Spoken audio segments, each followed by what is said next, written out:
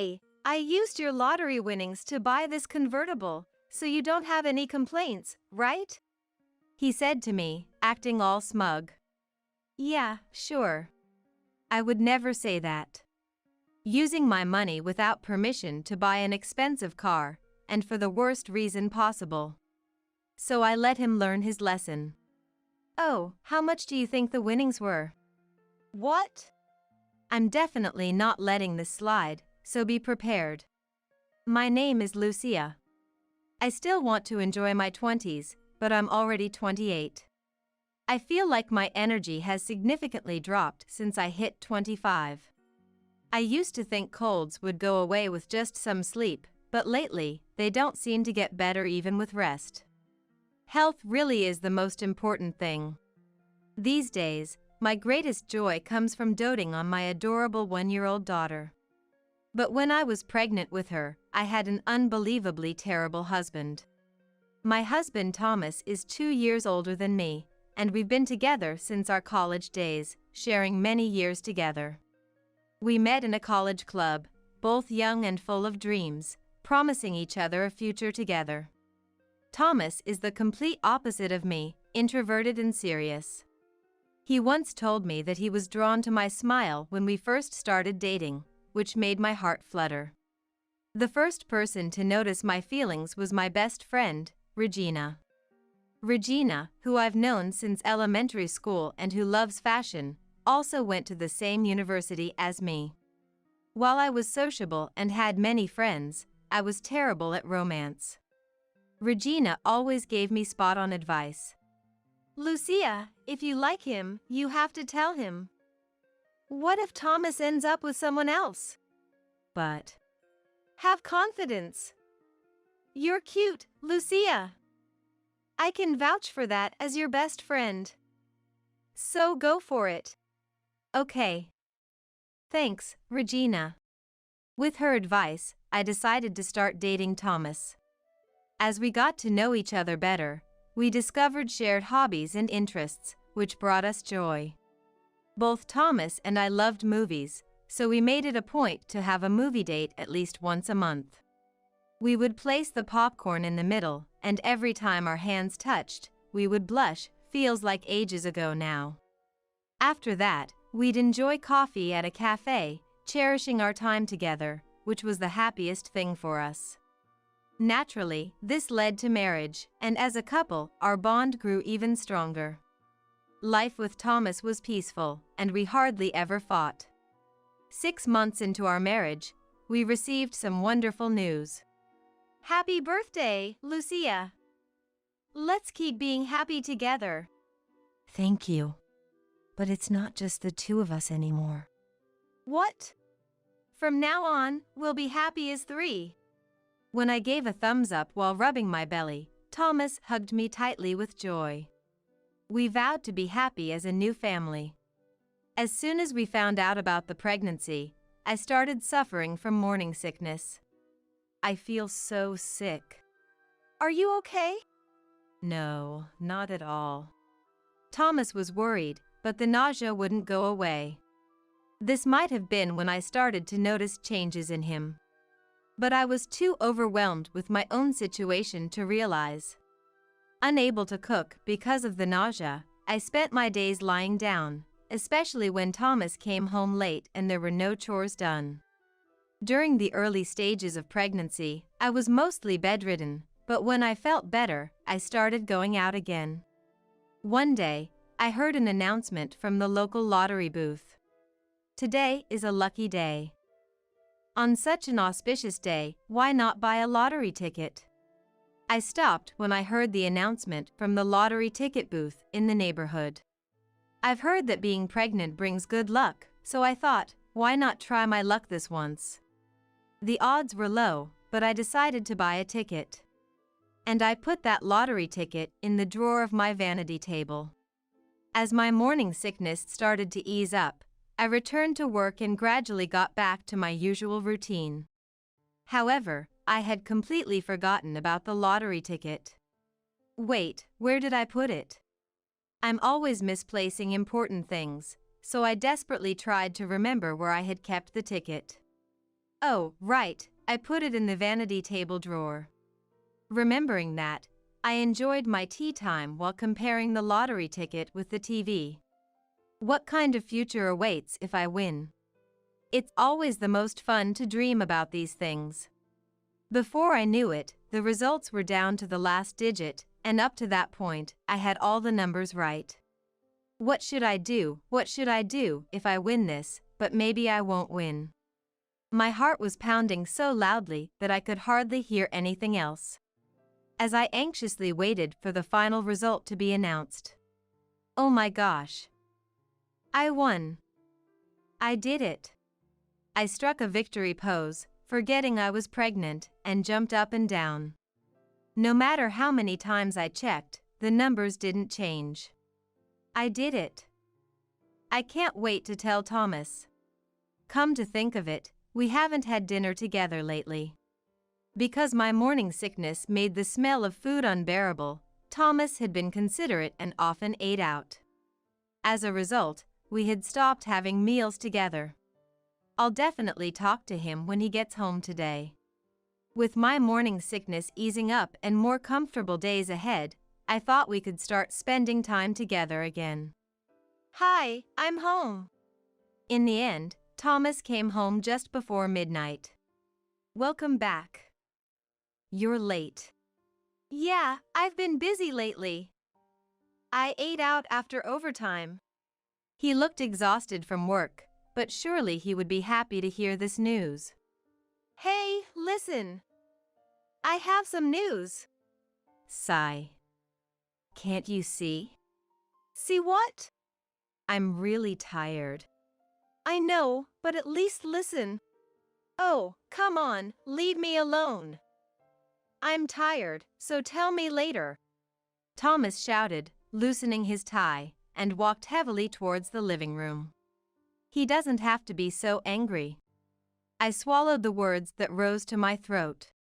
Thomas took a beer from the fridge, sat down on the sofa, and turned on the TV, ignoring my presence. He didn't have to be that cold. But it didn't seem like the right time to talk about the lottery, so I decided to wait for another day. Even though there were several opportunities to talk, Thomas seemed to avoid being alone with me and hardly came home. Even when he was home, he treated me like I was invisible, turning up the TV volume and starting to drink beer. His indifferent attitude, never willing to listen to me, filled my heart with sadness. When did things start to go wrong? Desperate, I called my best friend Regina. Maybe he's just tired? You're overthinking it, Lucia. Try talking to him again. I'm sure he was just tired. Yeah, you're right. I'll try. Thanks, Regina. Of course. You can always talk to me. Her words gave me a little bit of strength. I recently learned that Regina worked as a temp at my husband's company. I realized that I had been too focused on myself and hadn't been considerate of Thomas. The lottery win that was supposed to bring us happiness seemed to cast a shadow over our hearts. Would we continue to be in this relationship like this? In the midst of my chaotic emotions, I stood in the center of the house. The subtle distance between Thomas and me had become more apparent over the past few weeks. There was an invisible but definite wall between us. I believed that someday this wall would come down, and until that day, I decided to maintain the status quo. However, that moment came in an unexpected form, and instead of mending our relationship, it further deepened the wounds. One holiday, Thomas was at home for the first time in a while. Thomas looked lighthearted and buoyant as if something good had happened. Seeing Thomas humming while fiddling with his smartphone, I couldn't help but speak to him. You seem to be in a good mood. Oh, you can tell? Anyone can tell if you're humming. Really? You can tell? Did something good happen? As if he had been waiting for that line, he stood up and gave me a shocking confession. Actually, I bought a convertible with your $100,000 savings. I was at a loss for words at the sudden revelation. A convertible? My $100,000? What is he talking about? However, Thomas continued with joy. So, it's a convertible. I'm going to pick it up now, and then I'll go for a drive. Wait, hold on. What do you mean by my $100,000? I just borrowed it because I found your bank book. Didn't you win the lottery? That's amazing. No, it's not amazing. And how did you know? Huh? It doesn't matter. Shut up. If you go against me, it's divorce. What? Thomas threatened me, who was pregnant, saying that it would be tough if we divorced, and hinted at the struggles of being a single mother, saying that children need a father. More than the word divorce, I was stunned by Thomas's attitude, which had changed drastically in the past few days. Was Thomas always like this? How did the introverted and serious Thomas change so much? Beyond anger, I just felt sad. Thomas went out to pick up that convertible. I stood alone in the house, trying to figure out what had changed him so much. The current Thomas was clearly different from the old Thomas. Something was wrong. In order to find the cause, I searched Thomas's suit pockets and bags, and a mountain of credit card receipts came out. In front of the pile of receipts, I focused my eyes like a detective on the details. 3 receipts with the same date. Each for a restaurant, a grocery store, and a hotel. The grocery store receipt listed rubber products. It was like experiencing a date through the receipts. Enjoying a meal, shopping near the hotel, and spending the night at the hotel. The name of the hotel in the neighboring town confirmed my suspicion. Thomas had been going as far as the neighboring town without me noticing. Although this couldn't be called definitive proof of infidelity, there were clearly suspicious shadows scattered in his actions. One night, accustomed to Thomas's indifference, he came home drunk, threw his clothes around, and sank into the sofa. His smartphone continued to vibrate. On the screen were the words "Love you." The sender was Ree. Is this the name of his affair partner? Messages kept coming. Thank you for today. Love you, Thomas. Can't wait to see you again. The content made my heart stir. And I took a screenshot. Among them, there was the word convertible. He bought a convertible with my money for her. My heart swayed with anger and sadness. In my happy family, Thomas was having an affair. However, I couldn't deny the reality, and I calmly considered my next move. Divorce, for me, and for the baby that is coming. I started gathering evidence and collecting information about his mistress. When I learned that they were going on a trip, I made my decision. I will expose all their sins. I will provide the thrill they are seeking.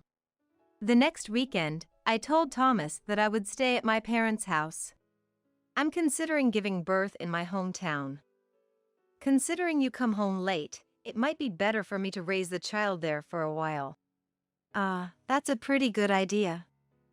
Don't worry about me. Go ahead. There was an unmistakable joy in his voice. Thank you. I'll proceed with those plans then. It's true that I plan to give birth at my parents' house, but I don't plan to leave that day. If my plan succeeds, those two will surely enjoy their secret meeting. Then the day arrived. I left the house in the morning, rolling my suitcase behind me. Thomas saw me off with a smile. Once he disappeared into the house, I slipped into the cafe across the street. From the window seat, I had a clear view of our front door. I disguised myself and waited. Knowing her, she would come over as soon as I left. I had installed cameras in the house for security. When I checked the footage from the cameras in the living room and bedroom, Thomas was typing a message on his smartphone. And 2 hours later, just as I expected, the mistress appeared. Oh, what a sight! She was dressed up happily. and she entered our house boldly. I waited a bit longer to act. That way, I could get the decisive photos. As the long-awaited moment approached, my body started trembling. Finally, the time had come. Get ready. After more than 30 minutes, they disappeared into the bedroom. Seizing the moment, I headed home. With each step, I felt more determined to corner them as I quietly opened the front door. They were so absorbed that they didn't notice my presence. Without making a sound, I advanced to the bedroom, camera ready, and flung the door open. The sound of the door opening made them turn around in shock. But when they recognized me, they panicked in a ridiculous manner. What? What's going on? Wait, what? Thomas was so flustered that he fell off the bed, pathetically sprawling on the floor. I looked at him with disdain and sighed in exasperation. Ugh, you're both the worst. I gave them a contemptuous look. Oh no, why? The woman wrapped the sheet around her naked body. Nice to meet you, Ree. Or should I call you Ms. Regina?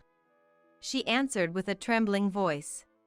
This is, Yes, Thomas's mistress was my best friend, Regina. When I consulted her, she was already involved with Thomas, pretending to listen to me without knowing anything. Unbelievable. If only it were a woman I didn't know. Of all people, why her? When I found out that Regina was the mistress, I was shocked by the betrayal of my best friend and by Thomas's deceit. I couldn't find the words.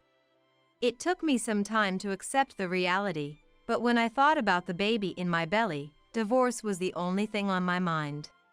Just sit down there for now, I said quietly, my anger barely contained, as I glared sharply at the two of them. Fearful of my intensity, they obediently sat on the floor, their fists clenched on their knees, faces pale. If you have something to say, I'll listen. Lucia, help me. Thomas forced me into this. Excuse me? What did she just say? Trying to gain my sympathy, huh? Ridiculous.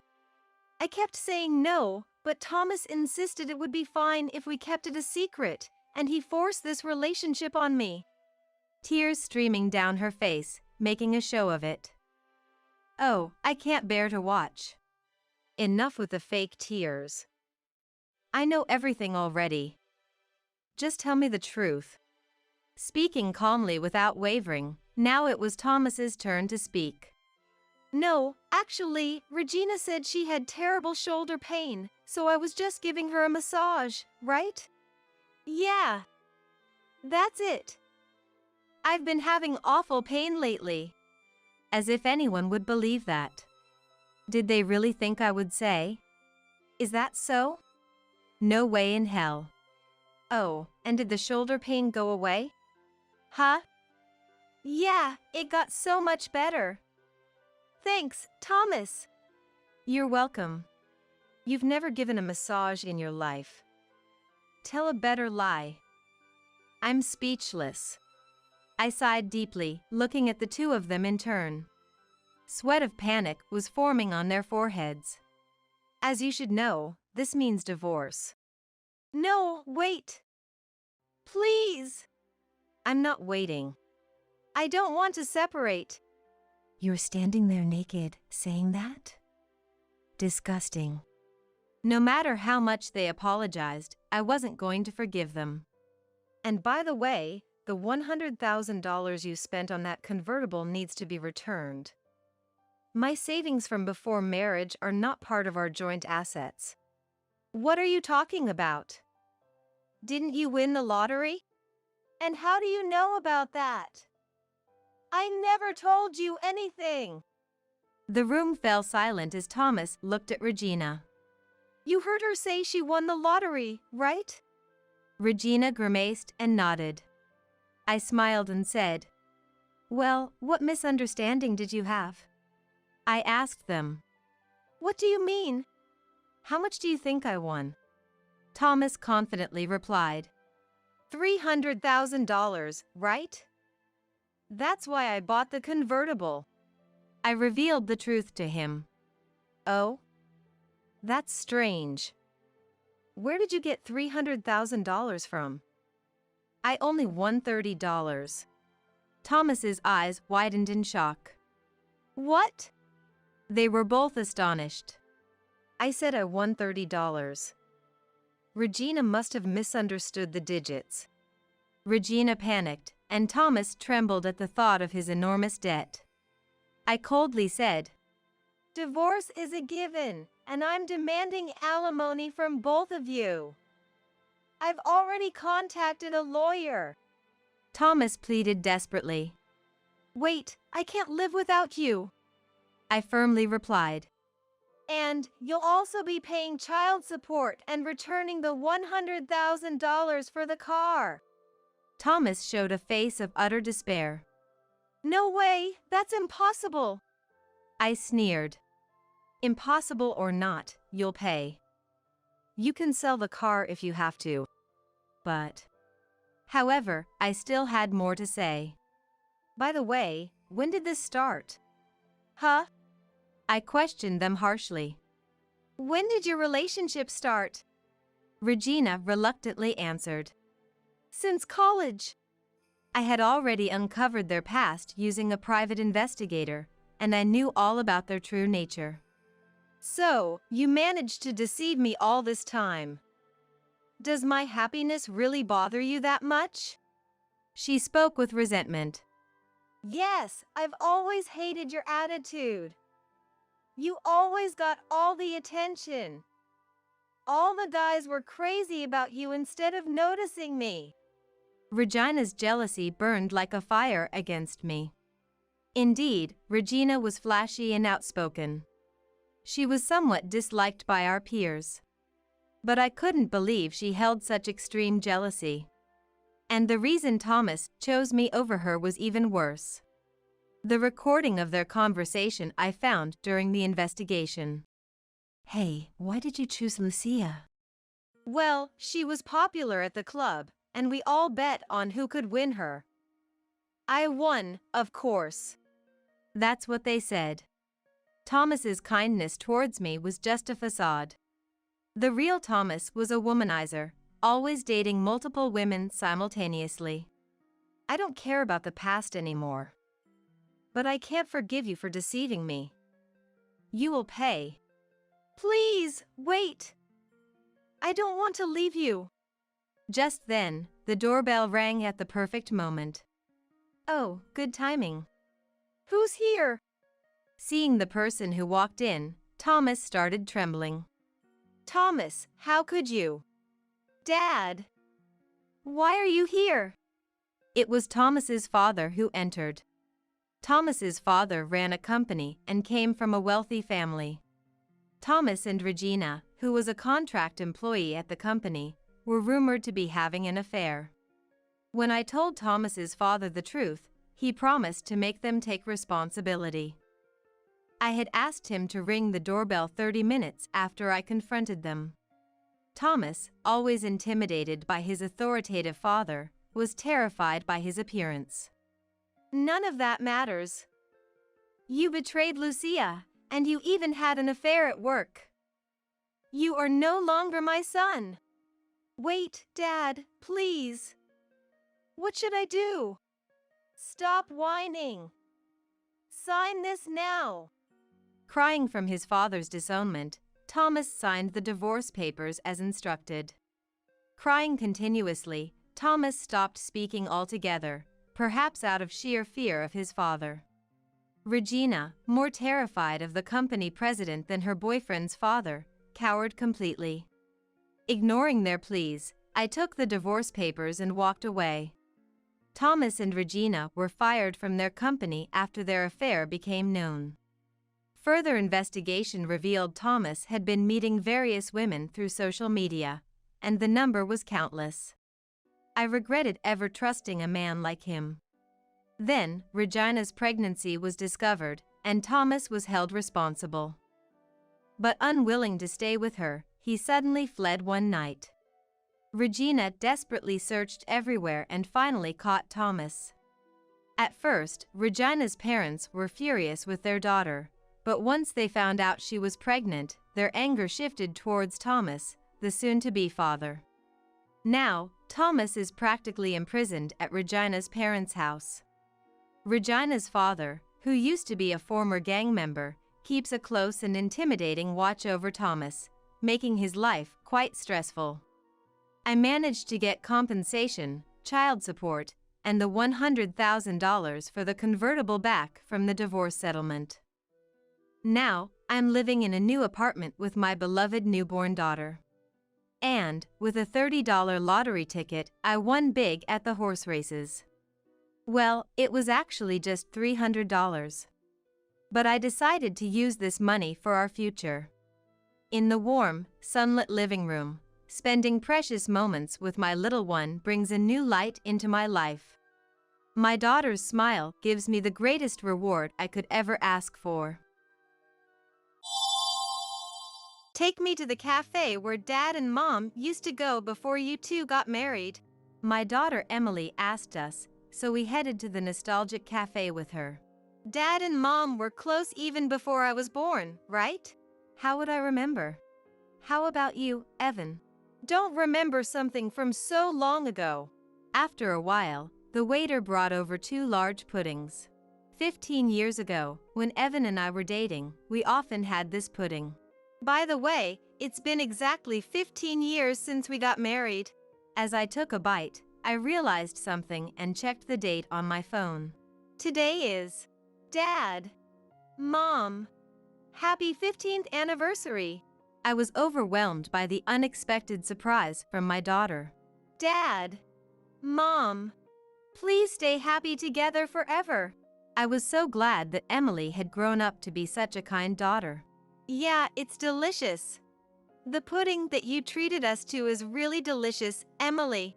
When I said this to her with a big smile, she smiled back at me.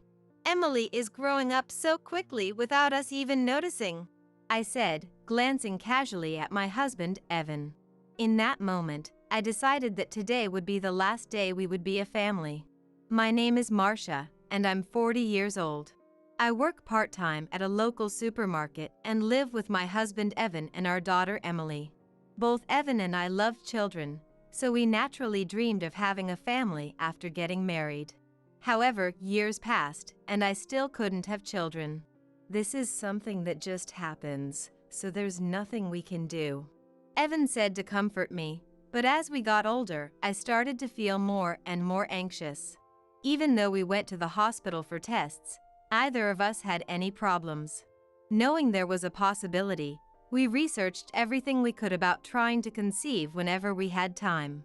Evan was supportive and understanding, but my PIL were harsh with me. Marcia, don't you have children yet?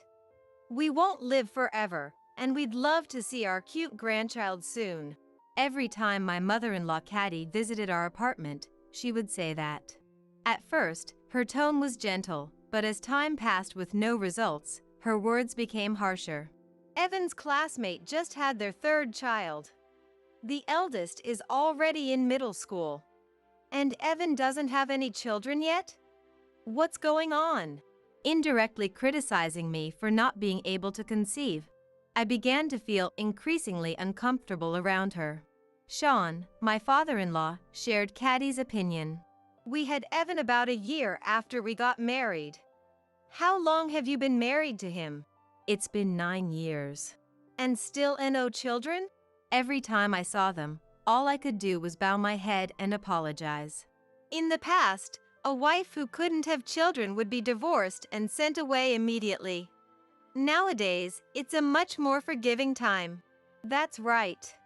Men these days spoil their wives, and that's why the number of children isn't increasing. Mom, Dad, enough already. Evan stepped in between me and his parents, defending me. Normally gentle, he always stood up for me, especially when it came to the topic of children. Marcia is trying so hard to have a child. She's even careful about her diet. Don't push her any further. Caddy sneered at this. If she's trying that hard and still can't conceive, then maybe she has some problem. What do you mean by that? How can you say it's her fault? The hospital results showed no issues with her body.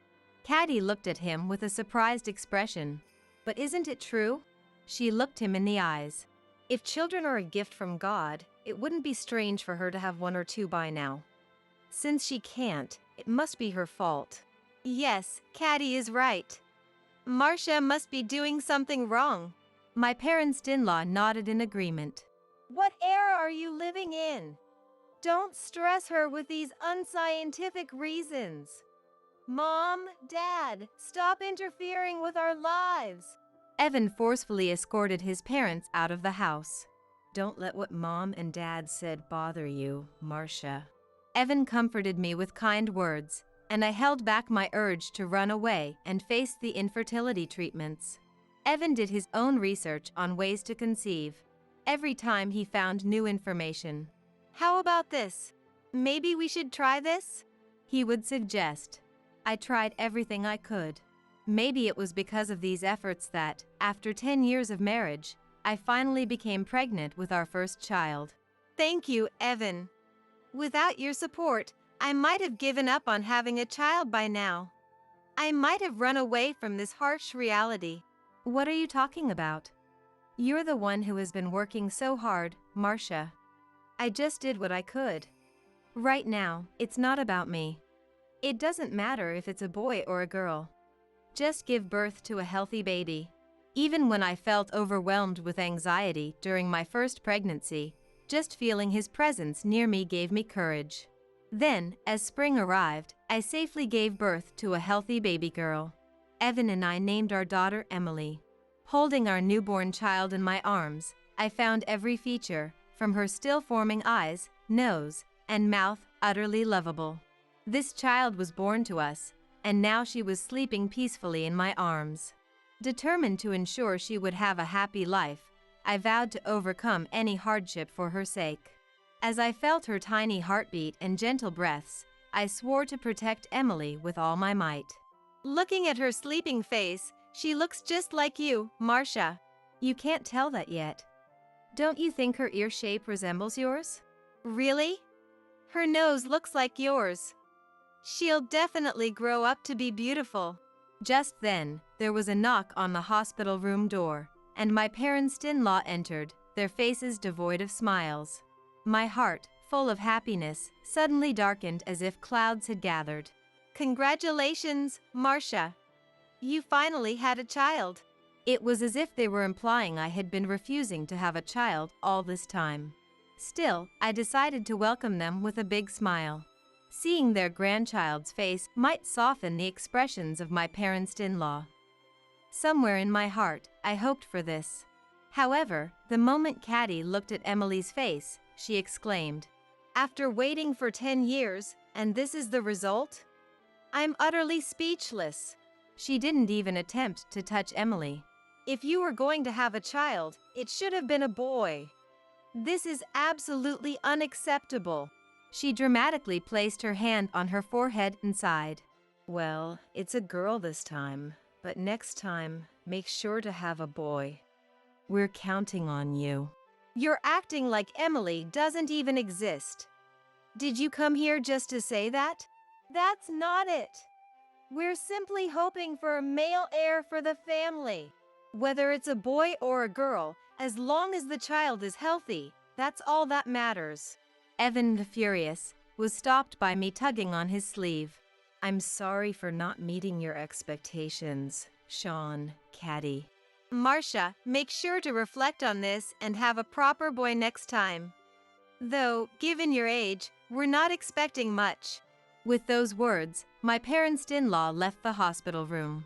They have no idea what they're talking about. "I'm sorry." You have nothing to apologize for, Marcia. The way my parents-in-law treated me and Emily was deeply hurtful. However, Evan's empathy and support were my only solace. Despite this, my parents-in-law continued to disregard me and Emily at every opportunity. Caddy seemed to think that not having a son was a disgrace to the family. When it came time to introduce newborn Emily to the relatives, one of them congratulated me.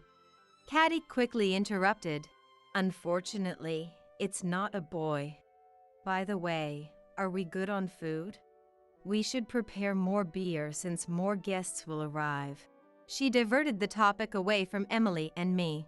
Please, stay out of sight in front of the relatives. The room next door is empty, so go play with Emily there. Caddy treated us like nuisances, physically distancing us from the family. 3 years passed, and Evan began to change. He used to be supportive, but now he was coming home late and often absent even on his days off, citing work as the reason. Initially, I accepted it as part of his busy job, but his behavior towards Emily also grew cold. One evening, as the front door opened, Dad's home. Dad's home. Emily dropped her picture book and ran to hug Evan's legs. Previously, Hey, Emily. I'm home. Were you a good girl? Evan would have smiled and lifted her up. But recently, without a hint of a smile, he said, I'm tired. Marcia, take care of Emily. He forcibly removed Emily, who clung to his legs. Unfazed, Dad, hug me. Emily persisted. Be quiet. You're giving me a headache. If you don't behave, I'll throw you out. Emily, shocked by her beloved dad's harsh words, burst into tears. There, it's okay. Don't be scared. After she calmed down, I looked at Evan. Whatever's happening at work, you shouldn't take it out on Emily. Shut up. What do you know? Don't speak to me like that until you've given me a son. Evan had changed so much in the past 3 years that I could hardly recognize him. Why are you saying things like that? You sound just like Caddy. I've come to realize that my mom was right about everything once I had a child of my own. With a sigh, Evan loosened his tie. I don't need dinner. I'm going out. He left the house without even changing clothes. Dad, where did he go? Is it because I was a bad girl? No, sweetie. Dad loves you more than anything in the world. Was it the stress from work? I kept telling myself it was just a phase, but his attitude never softened. Instead, Evan started taking out his frustrations on me as well, despite my busy days filled with housework, childcare, and part-time work. Exhausted from parenting, I began to consider divorce due to the changes in Evan. Emily, do you love Dad? I love Dad. But I love you too, Mom. Mom, don't you love Dad? Looking into Emily's clear, innocent eyes, I couldn't bring myself to divorce him. I hoped he would return to his former self and that someday we could reconcile with my parents-in-law. But Evan's behavior only worsened, and our relationship with my PIL remained strained. Evan's absence became routine, and even on Emily's 5th birthday, he didn't contact us. Dad's at work again? Sitting in front of her birthday cake, her eyes were filled with sadness. Yes, sweetie. He loves you so much that he's working hard to make you happy. He is amazing. Here, this is a present from Dad. I handed her a teddy bear that I had bought myself. It's so cute. I'm glad Dad is my dad. By this time, Evan had stopped depositing most of his salary into our bank account. Worse, the balance was gradually decreasing without my knowledge. Could he really be? My distrust of Evan grew day by day. Fearing that our life might be disrupted, I made several promises with Emily. Turn off the lights when they're not in use. Go to bed by 9 p.m. If she wanted to read a book, we would borrow it from the library together. By cutting down on expenses and increasing my part-time work without neglecting childcare, I managed to stretch our budget as far as possible. Mom, are you okay? You look tired. I didn't think I was overexerting myself, but I must have been frowning without realizing it. I forced a smile. I'm fine, Emily. Don't worry. When I patted her head, she gave an awkward smile, even more so than mine, and said, I'm glad. Seeing her like that, I felt deeply inadequate as a mother for causing her such worry. Around this time, Caddy started helping with Emily's pickup and drop-off when I couldn't manage due to my part-time job. I'm sorry, Caddy. Don't worry about it. Emily is our precious granddaughter, after all. What had caused this change of heart? Caddy, who had once openly avoided me, and Emily, now seemed different. Despite my unease, I had no choice but to accept her help. One Sunday morning, after cleaning up breakfast, I suggested, Mom doesn't have work today, so how about we go out somewhere? I wanted to bring back Emily's natural smile. Emily ran up to me, her eyes sparkling. Mom, Dad is off work today too, right? Can we go out to eat, the three of us? I'm fine with that, but... I glanced at Evan, who was sitting on the living room sofa, reading the newspaper. Dad, please? Can we go out to eat, just the three of us? I'm tired. If you two want to go out, just go without me. Please? Just this once, Dad. I want to go out with both you and Mom. Reluctantly, Evan, unable to refuse his daughter's earnest plea, agreed. All right then, just for today. He sighed lightly, folding his newspaper. Emily seemed to have a particular place in mind. I heard from Lily. That cafe where you and Mom used to go a lot. Take us there. Lily is a former colleague from the company I used to work for, who still visits us occasionally after I left my job to get married. Such unnecessary meddling. Evan clicked his tongue softly while gripping the steering wheel. Dad and Mom, you two were really close before I was born, right? How would you know? Do you even remember? How could I remember something from so long ago? Evan ended the conversation abruptly, but I found myself smiling at the old memories. Look, Mom's smiling. Emily noticed, and I shyly covered my face with both hands. That's creepy. Why are you blushing? Evan's scolding wiped away the nostalgic feelings in an instant. When we arrived at the cafe, there was a reserved sign on a windowside table. Emily tugged my hand. This way. And she rushed over. Emily, that table is reserved. When I called Lily earlier, she made a reservation for us. I couldn't help but laugh at Emily's excitement. Evan, however, seemed uninterested in his daughter's effort, his eyes glued to his mobile phone. After we sat down, a waiter brought 2 large puddings to our table. 15 years ago, when Evan and I were dating, we used to visit this cafe and enjoy these puddings. Seeing the unchanged $2 puddings, both in shape and size, brought a smile to my face. Doesn't this pudding remind you of our younger days? Evan didn't even glance at the pudding, engrossed in his phone. Speaking of which, it's been exactly 15 years since we got married. As soon as I said it, something struck me. I quickly checked the date on my phone. Could it be that today is? Dad, Mom. Happy 15th wedding anniversary. I felt a warm glow in my chest from the unexpected surprise from my daughter. Thank you, Emily. But even though there were 3 of us at the table, the third pudding never seemed to arrive no matter how long we waited. It's taking a while. Emily, go ahead and eat this pudding. Emily shook her head vigorously. This is for you, Mom. Today is your wedding anniversary, so I'm not eating. I paid for it myself. I tilted my head in confusion at her words. Emily, where did you get the money? I had never given her an allowance. Grandma gave it to me. She said it was a reward for cleaning the bathroom and the yard. After I got home from preschool, I cleaned her house every day and saved up. Isn't that impressive? Emily proudly puffed out her chest, but I felt a sense of unease. Did you want to do that yourself? Or did she tell you to do it? I wanted to give you 2 a present for their anniversary. Caddy said if I wanted that, I should clean the house. I really wanted to eat the pudding too, but the store clerk said I only had enough money for 2. Next time, I'll save enough to buy 3. Seeing Emily's eyes sparkle with determination, I felt more sadness than joy. Dad, Mom, please stay happy together forever. Emily's earnest wish made it impossible for me to hold back my tears. Even though she was so young, she had noticed the strain in my relationship with Evan. No matter how much he avoided her and me, to Emily, he was the only dad in the world. For her, it was only natural to want her parents to get along.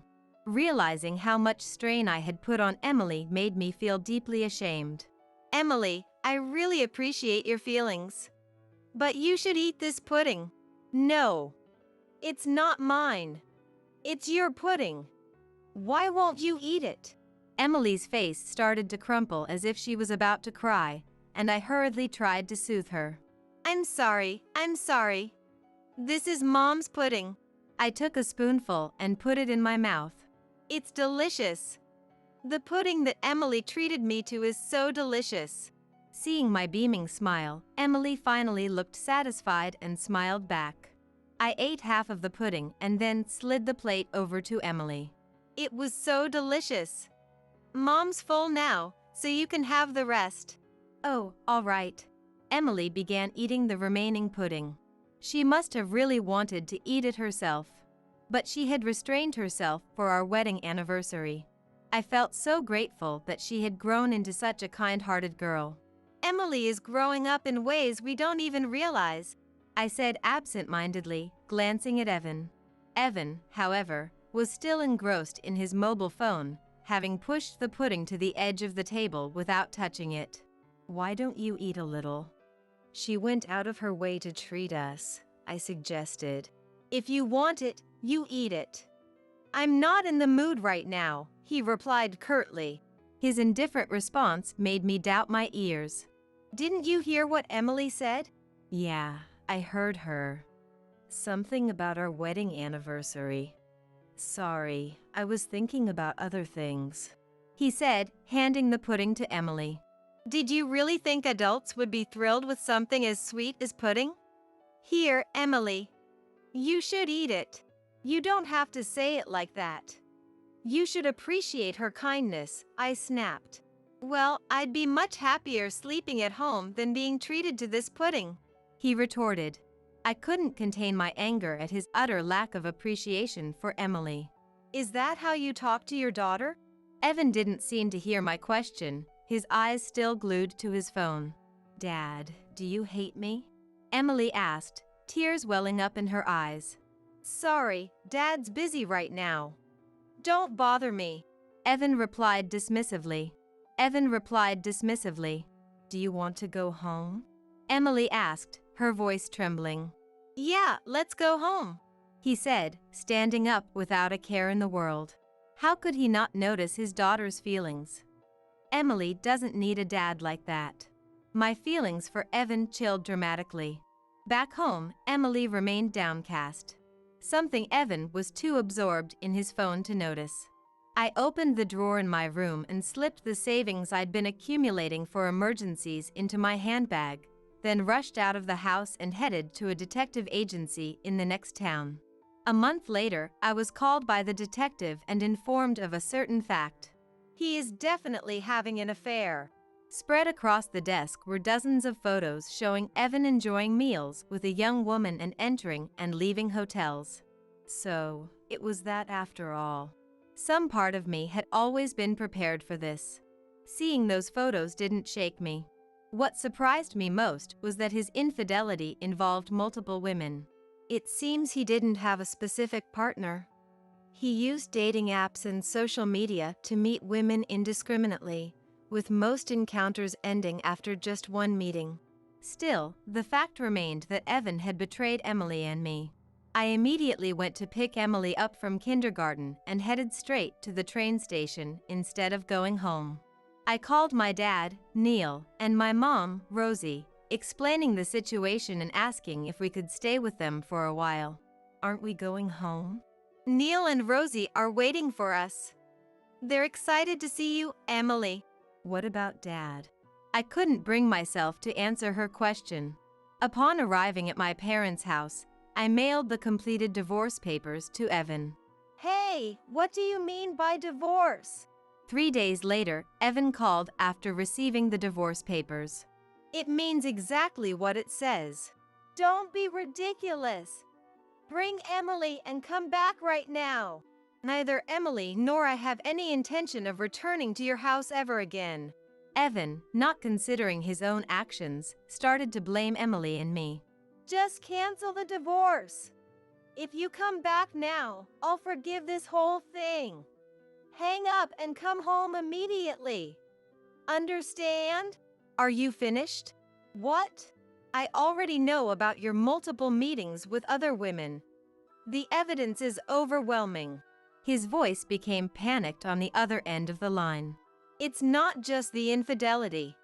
What I find unforgivable is your attitude towards Emily. What did I ever do to her? For years now, you haven't contributed your salary to the household. Moreover, you've been withdrawing large sums from our joint bank account every month. Did you think I wouldn't notice? That account was meant for her future, as we agreed. How could you touch that money? I just borrowed a bit. I was going to put it back soon. He quickly made excuses, but the amounts were too large and the period too long to be a mere loan. You were buying expensive brand name gifts for the women you liked, weren't you? I know everything. I have nothing more to say to you. Just then, Emily came over and leaned toward the phone. I hate you, Dad. Goodbye. Emily? Tomorrow, we can go to the amusement park together. Evan continued to say something, but I hung up and immediately blocked his number. Evan and my parents-in-law refused to accept the divorce, so we had to go to court. His reason for rejecting the divorce wasn't because he still had feelings for Emily or me, but because he cared about appearances. However, the evidence of Evan's infidelity gathered by the detective was decisive, and the court fully recognized my claims. Ironically, his affair started when he was researching fertility treatments. He came across an ad for a dating app on social media. Out of curiosity, he checked it out and found a woman he liked. What began as light messaging to relieve stress escalated until he couldn't stop himself, eventually meeting the women in person. I never realized how much fun meeting different women could be. He confessed bitterly when he realized he had lost. I was awarded full custody of Emily, and she is now living peacefully at my parents' house under their loving care. Caddy's habit of making a 5-year-old do household chores had already become a neighborhood rumor. It was reported that she forced her to redo the cleaning, even if a single leaf was left in the yard, making Emily cry. Learning that Caddy had used Emily as a servant, under the pretense of being kind, brought me to tears. The divorce further tarnished the reputation of my parents-in-law, who were already struggling under the weight of their actions. Despite the cold looks they received at work, they had to continue to pay the alimony and child support. On the other hand, my parents Neil and Rosie adore Emily. Emily will be a first grader soon. How about we go look for a school bag this Saturday? Or would you prefer the aquarium? Let's make pot au feu tonight with the vegetables Neil harvested. Emily loves it, right? Eat as much as you want. Initially, Emily would sometimes cry, missing her dad, but now my parents do everything they can to bring out her genuine smile. As a result, her no longer forces herself to smile just to cheer me up. She now shows her pure, innocent smile from the bottom of her heart. Watching her radiant smile, I am determined to protect her pure and kind heart.